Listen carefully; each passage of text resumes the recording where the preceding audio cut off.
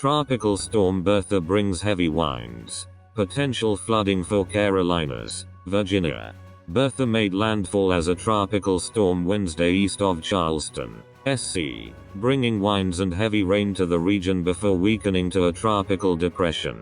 Bertha made landfall as a tropical storm Wednesday east of Charleston, SC, bringing winds and heavy rain to the region before weakening to a tropical depression.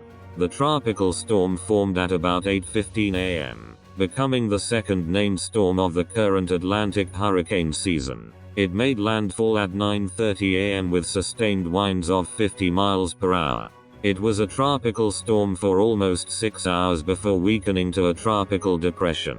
Despite weakening quickly through the day, it still has the potential to cause very heavy rain and life-threatening flash flooding across parts of the Carolinas, southern Virginia, and over the southern Appalachians. According to the National Hurricane Center, more than 6 million people are under flash flood watches including Charleston, Charlotte, and Roanoke.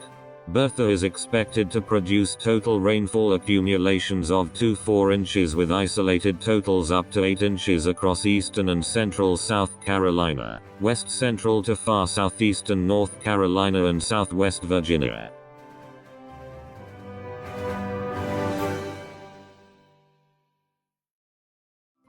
Thank you for watching. Please subscribe to us on YouTube. If you like, donate to us, visit home on the page PayPal.